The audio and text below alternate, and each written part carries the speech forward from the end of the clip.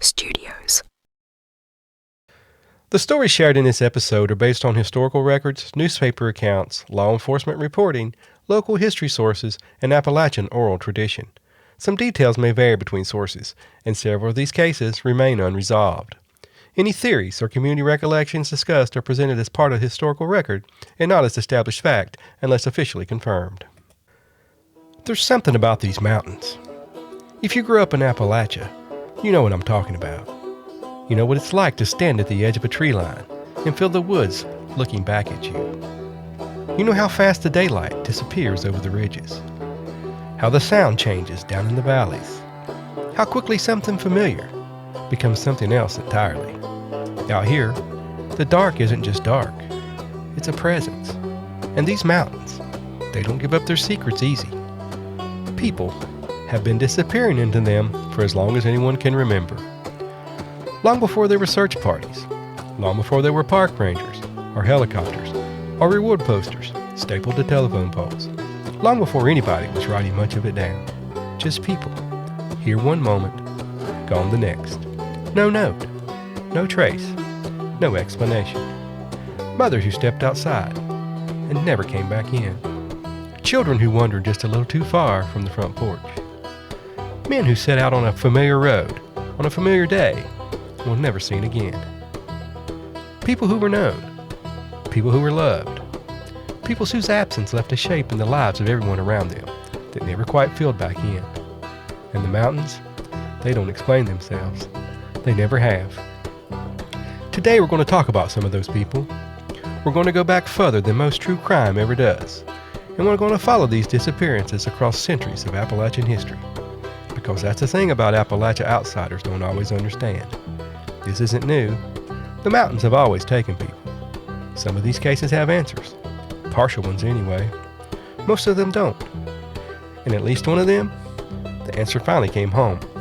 But it came too late for the people who needed it most.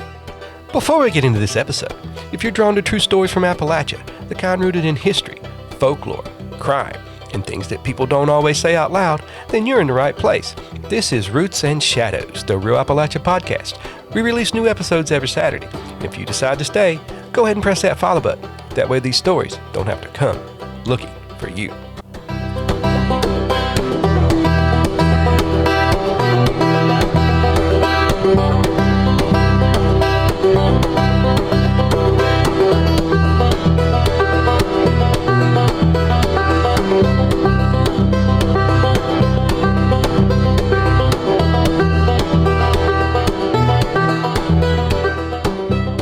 Every year, nearly 600,000 people are reported missing in the United States, and the reasons people disappear are numerous.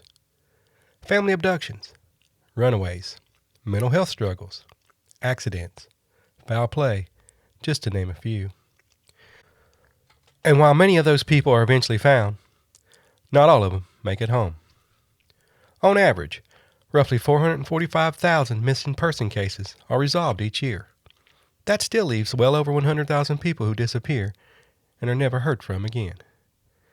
And when you start multiplying that number over the years and decades, it becomes something almost hard to comprehend. And here in Appalachia, there are plenty of places for people to disappear. Mountainous terrain, long isolated trails, vast stretches of wilderness, old mine shafts, and underground cave systems running for miles beneath these mountains. And then, throw in the hundreds of miles of unmarked mountain access roads, old Forest Service roads, logging trails, and back roads that don't even appear on modern maps anymore. It's no wonder hundreds of people are searched for across Appalachia each and every year. In this episode, we're going to go to places like Sugar Grove, Virginia, the Great Smoky Mountains National Park, Withfield, Virginia, and deep in the mountains above Tumbling Creek in Smith County, Virginia.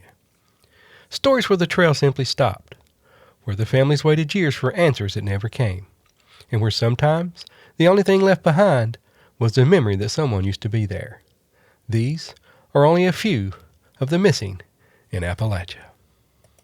Our first story takes us back further than most, all the way back to 1792, to a place called Elk Creek in what is now Grayson County, Virginia, a small settlement carved out of the wilderness by families trying to build a life in the mountains of Appalachia. Families who lived hard lives, cleared their own land, raised their own food, and understood that out here, survival depended on people around you. Families like James and Levis Sage. The Sages had a daughter, and her name was Katy. Katy was 5 years old, and according to accepted local history, it was a mild spring morning in Appalachia, the kind of morning that these mountains still do well. Wildflowers beginning to come up along the edge of the woods, songbirds carrying through the hollows, trout moving in the creek water below. James Sage was outside working, clearing his land, preparing for the coming season. Levis was tending to the morning chores inside the cabin. And Katy was in the garden, chasing butterflies. That was reportedly the last thing her mother remembered hearing, Katy laughing and talking in her childish way while she ran through the garden after butterflies drifting through the morning air. And then Levis stepped inside for only a brief moment, just long enough to tend to something in the house. But when she came back out, Katy was gone. At first, it probably didn't feel like panic. Not yet. In a settlement like that, children wandered close by all the time. Maybe she'd gone behind the cabin, maybe toward the creek, maybe over to a neighbor's place. But then the minutes passed. Levis began calling for her. Then louder, louder still. James came in from the field. Neighbors gathered. Men spread out through the woods calling the little girl's name. And according to accounts passed down through generations, they searched everywhere around Elk Creek that they could think of. The creek banks, the woods, the caves, the hollows, every path a child might wander. And they found nothing. No footprint, no scrap of clothing, no sign that Katy Sage had ever walked away from that garden. Now it's important to understand the time this happened in. The Appalachian frontier in 1792 was still dangerous country. Conflict between settlers and native tribes had not fully ended. Raids and violence were still remembered fresh in the minds of many families living in southwestern Virginia. Horses had reportedly gone missing from nearby farms around the same period. There were rumors that suspicious men had been seen in the area in the days before Katy disappeared. Some believed she had been taken. Others believed she had wandered off into the terrain too rough for anyone to fully find her. But nobody knew, and that uncertainty became its own thing of suffering. And according to local accounts, James Sage searched for his daughter for months, maybe longer, walking ridge after ridge through these mountains looking for any sign that she was still alive. Any clue at all that could explain what had happened. At some point during those years, James reportedly sought out a woman in North Carolina known in mountain folklore as Granny Moses, a woman believed by many to possess a gift for seeing things others could not. And according to the story, passed down through generations, she told something he carried for the rest of his life.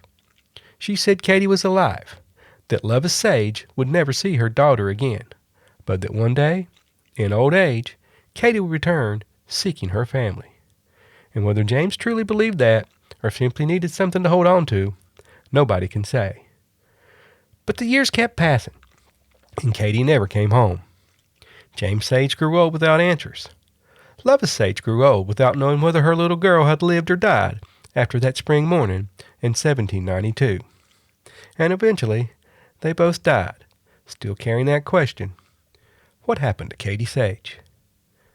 For the people living along Elk Creek, the story settled into the mountains the way old Appalachian stories often do, passed from family to family, across porches and dinner tables, surviving long after the people closest to it were gone. A little girl chasing butterflies in a garden, and then simply disappearing into the wilderness of early Appalachia. Katy Sage was 5 years old when she vanished, and for many years, that was all anyone knew. Our next story takes us to Sugar Grove, Virginia, a quiet farming community tucked down into the valley of Smith County, surrounded by ridges and creeks and narrow roads winding between old farms and tree lines. The kind of place where people knew each other's business, whether they meant to or not, where families stayed for generations, where children walked home from school and neighbors noticed if something felt out of place. And sometime near the end of 1946, something did. According to the story that's been passed down in Sugar Grove for decades, a 17-year-old boy named Willis Rex Roberts walked home from school one afternoon like he had many times before. Most everybody just called him Rex. Some local retellings say another boy walked part of the way home with him before turning off toward his own house. Rex reportedly continued on toward his home. Nothing about the afternoon seemed unusual. No storm coming in, no sign of trouble, no reason anybody would remember that particular day any differently than the hundreds before it. And according to accounts, Rex went home, and by the next morning, he was gone. Some accounts say clothing appeared to be missing from the house.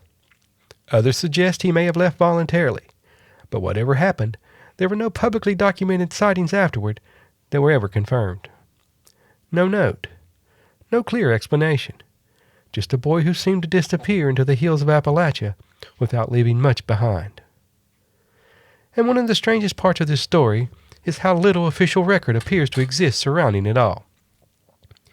While researching this episode, attempts were made to locate surviving documentation connected to Rex's disappearance. No official case file could be located locally. The author of a Rye Valley history article on the case reportedly contacted the FBI years later and was told no surviving record tied to the disappearance could be found there either. Even attempts to contact surviving family connections mostly led back to the same fragments of memory that have circulated around Sugar Grove for generations. And for a long time, that's all the story was. A memory, a local mystery. But while researching this episode, I started finding traces of Rex Roberts in old newspaper archives from the 1940s. The articles were also mentioned in a story of Rex Roberts on the website, a collection of Rye Valley history research. Not stories written afterwards, not retellings, real-time glimpses of a teenager living an ordinary Appalachian life. The Roberts family was well known in Sugar Grove. Charles Roberts was a farmer. His wife Bessie taught school in the community. By all accounts, she was remembered as a kind and devoted, the sort of teacher people remembered long after they left her classroom. The family had originally lived in Grayson County, where Rex appears in the 1930 census as an infant. By 1940, they had settled in Sugar Grove, and that's where Rex spent his teenage years growing up. And little by little, you can follow him through the records. In September of 1946, Rex Roberts appears in the local paper as an officer in the Sugar Grove Future Farmers of America chapter. He was the secretary. A month later, in October, his name appears again, this time in the Sugar Grove 4-H Club. Vice president. Just ordinary community life, school activities, the kind of newspaper mentions nobody would have thought twice about at the time. But looking back now, those little details mattered, because they let you know and follow Rex right up until the moment you can't anymore. In December of 1946, another newspaper clipping appears involving the 4-H Club. Only this time, another student has been elected vice president to take the place of Rex Roberts.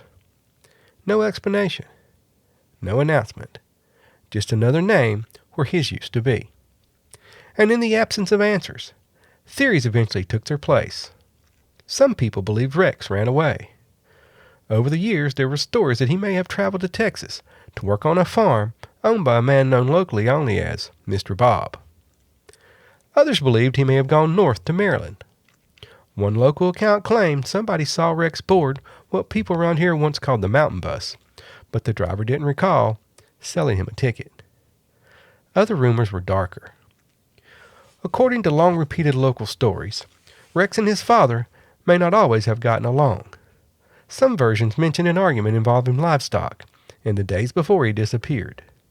But after nearly 80 years, and with so little surviving documentation, it becomes impossible to know where the truth ends and speculation begins. And then there was the sinkhole. According to local memory, somewhere on or near the Roberts property, there was a deep sinkhole, the kind that sometimes opens beneath this part of Appalachia, were underground caverns run beneath the mountains. People talked about it for years. Some believed Rex may have accidentally fallen into it. Others whispered worse things, but no evidence was ever publicly found to prove any theory. And eventually, even the physical places tied to the story disappeared. The Roberts home and nearby structures were later torn down after the property changed ownership decades afterwards. The land sits quiet now. But here's the part that stays with me. Rex Roberts exists clearly in the historical record right up until he doesn't. You can watch him moving through ordinary life in the little newspaper clippings and public records, school activities, community organizations, the small pieces of everyday life in a small, tiny Appalachian town. September 1946, October 1946, and then December, where another boy just takes his place with no mention of why. After that, the trail simply stops. No publicly discoverable marriage records, no military service records, no confirmed death record. Nothing that clearly explains where Rex Roberts went or what became of him. Just gone. And for his mother, Bessie Roberts, people who remembered her later in life reportedly said she never fully recovered from it, that she carried the weight of Rex's disappearance with her for the rest of her life. A mother without answers, a community without certainty, and a 17-year-old boy who seemed to simply step out of the historical record and disappear into the shadows of Appalachia. Willis Rex Roberts vanished from Sugar Grove sometime near the end of 1946, and nearly 80 years later, no one can say for certain what happened to him. And our next story, June 14th, 1969. Father's Day weekend in the Great Smoky Mountains National Park. Dennis Martin was 6 years old, dark brown hair, dark brown eyes, a wiry kid from Knoxville, Tennessee, who had come out to Spence Field in the Cade Cove section with his father William, his grandfather Clyde, and his older brother Douglas for a weekend camping trip. It was a warm, clear Saturday afternoon, the kind of day these mountains were made for. The boys had been playing near the Anthony Creek trailhead while the adults sat nearby in the grass. At some point, the kids hatched a plan. They were going to sneak up and surprise the grown-ups. Douglas and two other boys went south, then looped west, coming at the adults from one direction.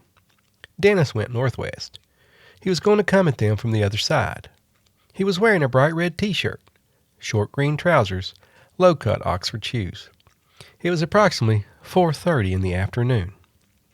And that was the last time anyone saw Dennis Martin. His father said it was no more than 3 to 5 minutes before he became concerned and started calling for the boy.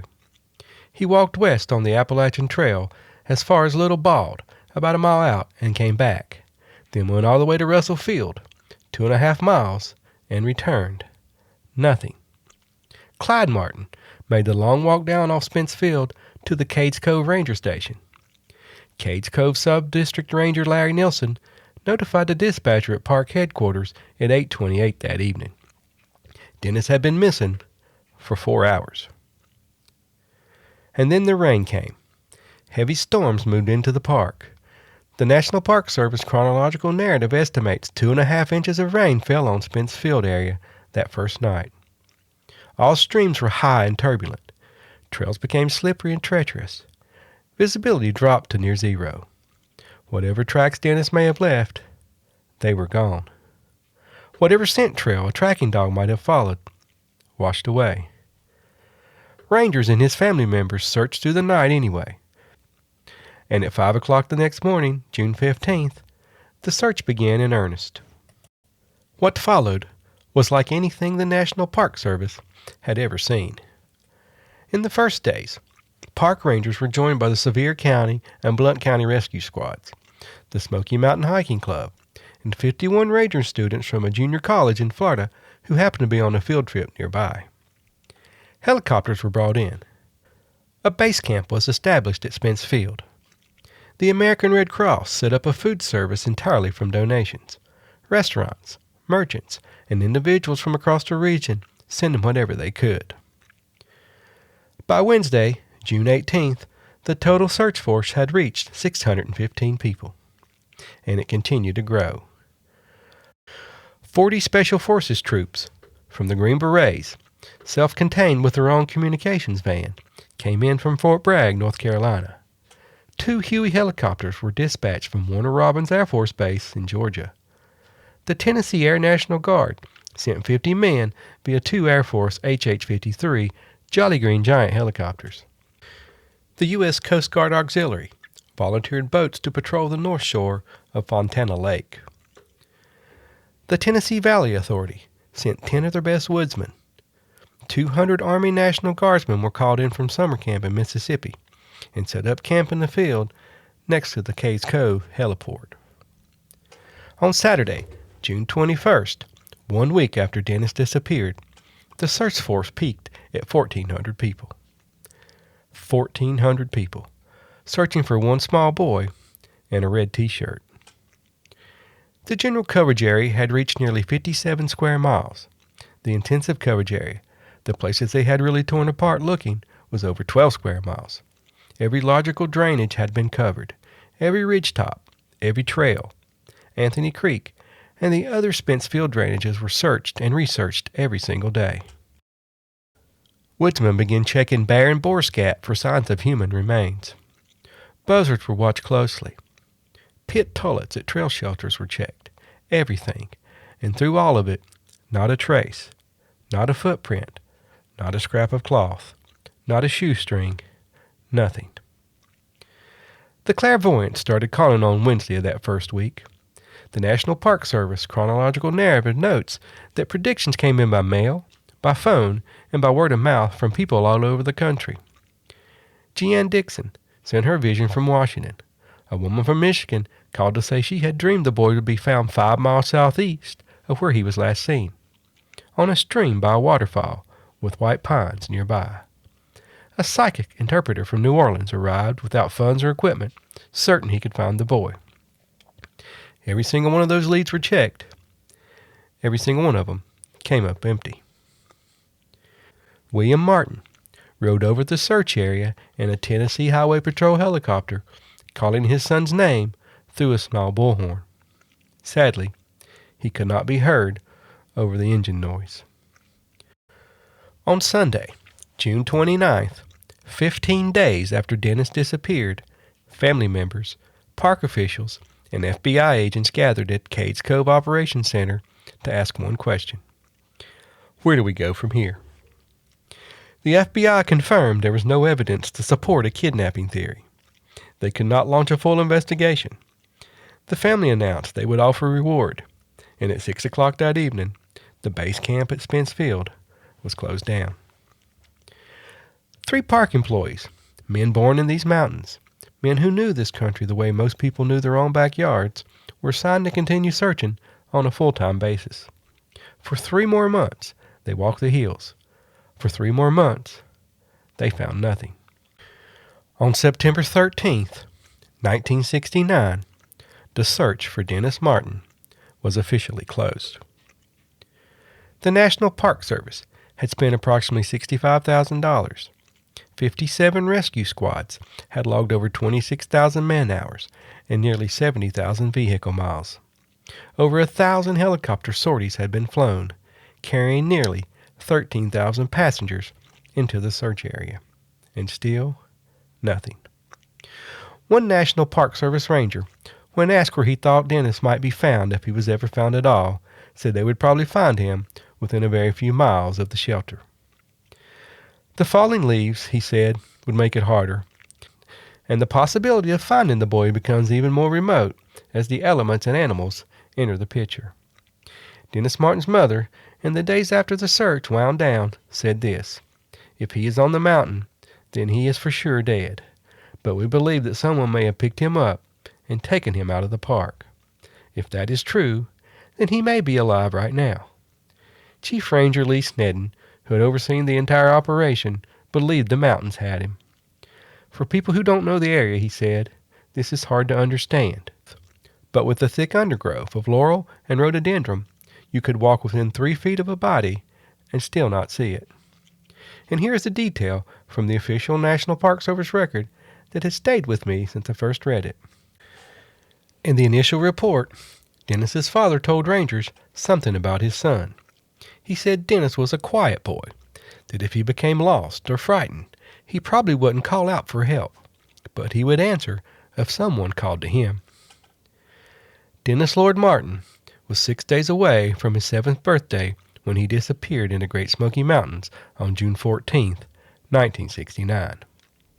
More than a half-century later, no confirmed trace of him has ever been found, and if he is still alive, still out there, somewhere, he would be 63 years old today.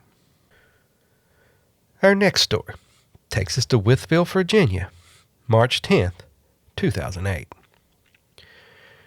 Israel Ray Smith was 28 years old, and in Wytheville was a Radio Shack. Radio Shack was the kind of store where people used to rely on before everything moved online. A small electronics shop where you could buy batteries, radios, phone cords, computer parts, and get help from somebody behind the counter who actually knew how the stuff worked. And that's where Israel had been working for the past 6 months.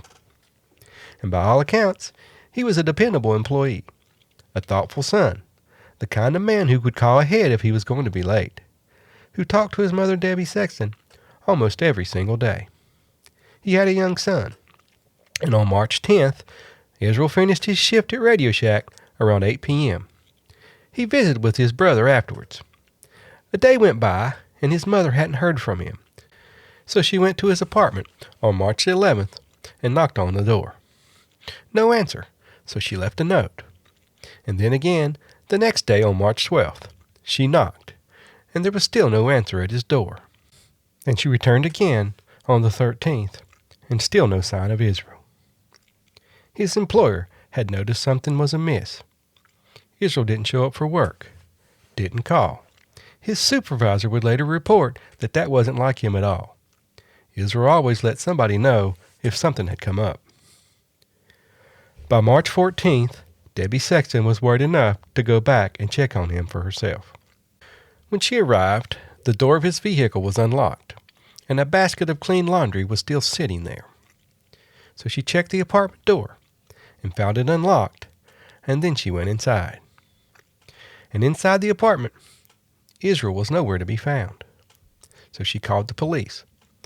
But the police had already been there earlier that same day after Israel's employer requested a welfare check. And when officers responded, here's what they found. Israel's green Ford Explorer was still parked outside. The keys were still inside.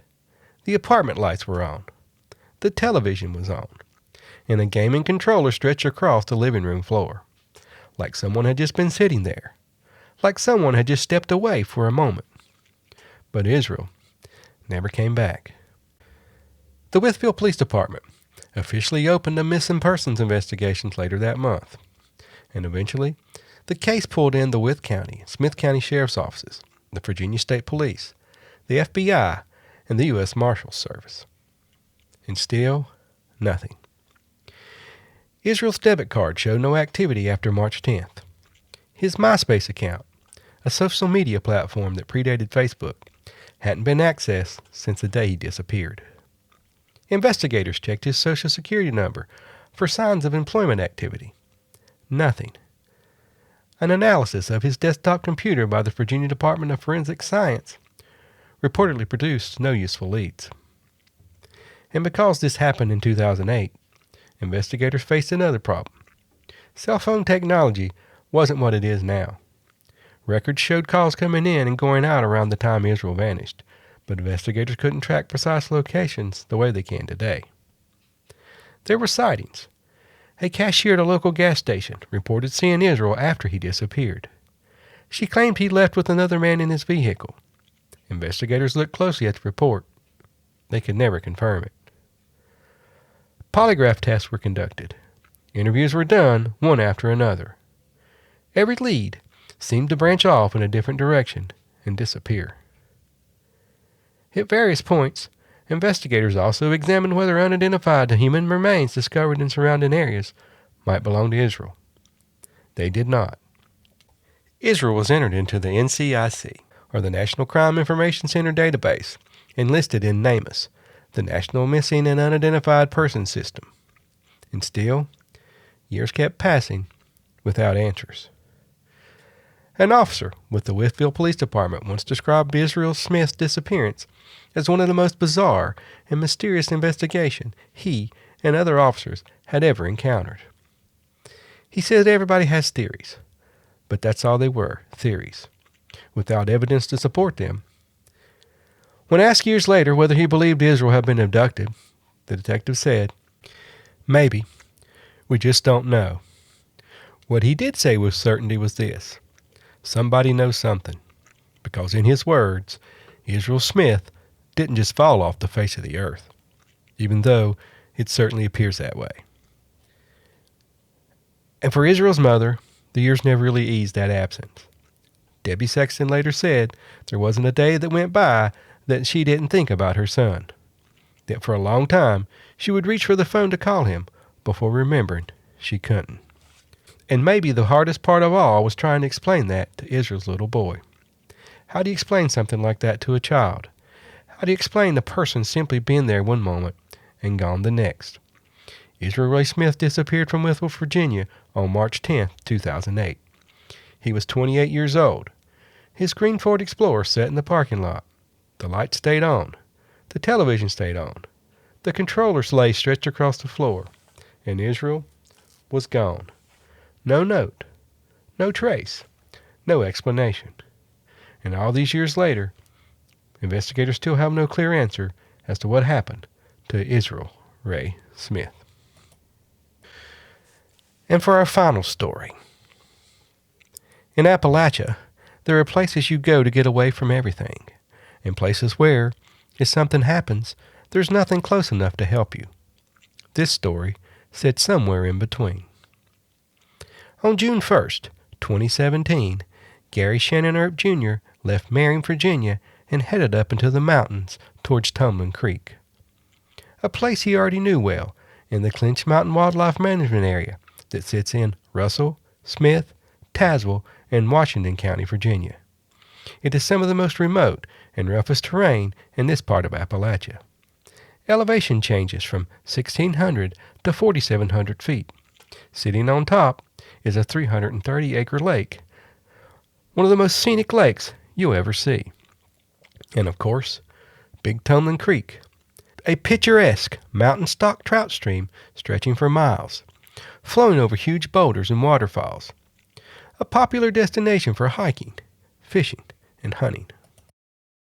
Gary was 45, living with his father, trying, by all accounts, to get his life back on track.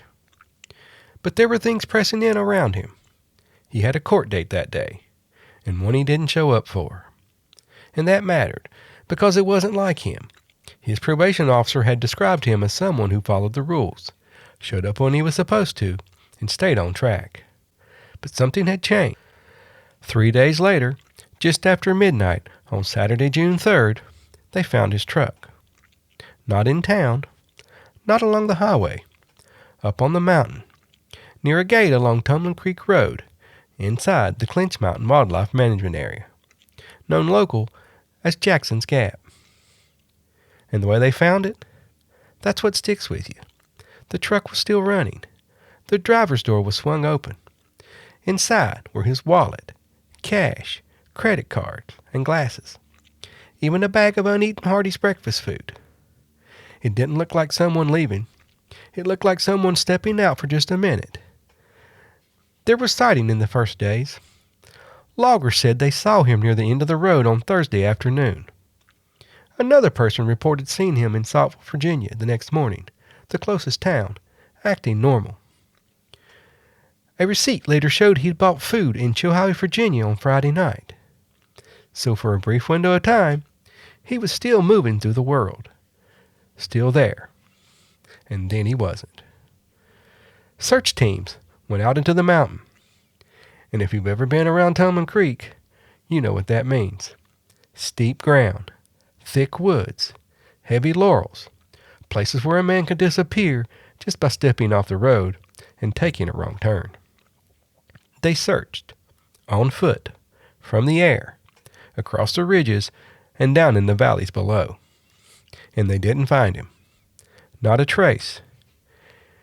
Gary reportedly had a history of mental illness. That matters in a case like this, not as an answer, but as a part of the weight.